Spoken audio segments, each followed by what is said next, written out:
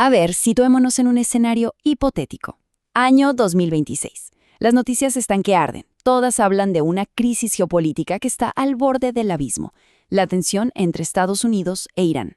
La pregunta clave es, ¿cómo se llega a ese punto? Bueno, esto no se trata de adivinar el futuro, para nada. Se trata de desarmar, pieza por pieza, el complejo mecanismo que puede llevar a un conflicto. Y esta idea es fundamental, va a ser como nuestra brújula para entender todo lo que sigue. Porque una guerra no es un rayo que cae de la nada en un cielo despejado. No, es más como una tormenta que se va formando poco a poco con decisiones, con amenazas y sobre todo con errores de cálculo. Y son justamente esos elementos los que vamos a analizar a fondo. Para entenderlo mejor, vamos a seguir esta ruta. Empezaremos por ese comienzo silencioso de la crisis.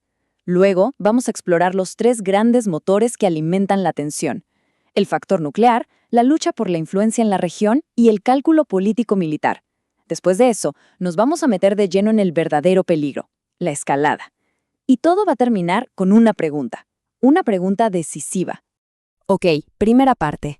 Toda gran crisis tiene un comienzo que pasa casi desapercibido. La de 2026 no fue una explosión de un día para otro, sino el resultado de años y años de presión acumulándose como en una olla a presión, hasta que finalmente, claro, estalló. El punto de quiebre, el momento en que todo se acelera, llegó con una serie de ataques muy específicos en el estrecho de Hormuz. Pensemos en la importancia de este lugar. Por ese cuello de botella pasa casi un tercio de todo el petróleo que se mueve por mar en el mundo. O sea, cualquier problema ahí no es solo una noticia local, es un golpe directo a la economía global. Vamos con la segunda parte. Aquí entramos en uno de los temas más calientes, el factor nuclear. Y ojo, que esto no es solo un debate técnico sobre centrifugadoras. No, es un choque frontal entre dos maneras de ver el mundo. La estrategia de seguridad de una superpotencia contra la idea de soberanía de una nación. Y aquí es donde la cosa se pone realmente difícil. Por un lado, para Washington, el tema es la seguridad regional. Es evitar un cambio drástico en el balance de poder. Pero, para Teherán, es una cuestión de orgullo nacional, de soberanía, del derecho a desarrollar su propia tecnología sin que nadie desde afuera les diga qué hacer. ¿Se ve el problema? Casi no hay un punto medio. Tercera parte. Pero esto va mucho más allá de los átomos y los programas nucleares. Es también una batalla por el control, una que se juega en un tablero de ajedrez gigante que abarca todo el Medio Oriente. A ver, entendamos esta dinámica. Irán va tejiendo una red de influencia a través de distintos grupos armados que son sus aliados. Para Estados Unidos, esta red no es algo abstracto, es una amenaza real y directa a sus bases, a su personal en la zona.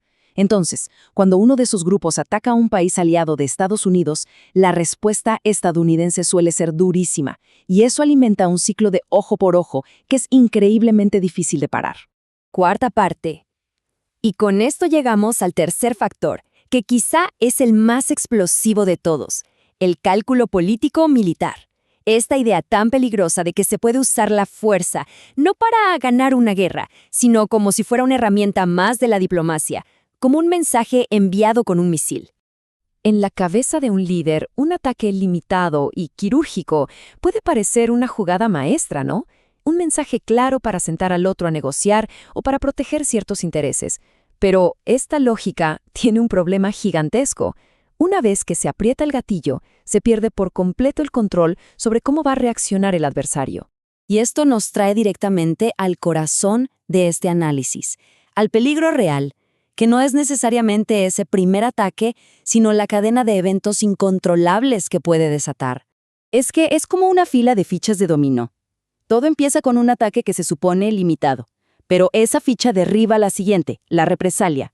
Y esa, a su vez, provoca otra respuesta. Y antes de que nadie se dé cuenta, las rutas de energía se cierran, los mercados entran en pánico y lo que era una crisis diplomática ya es una guerra abierta en toda la región. Entonces, ¿qué es exactamente la escalada? No es solo más violencia, es en realidad una trampa psicológica.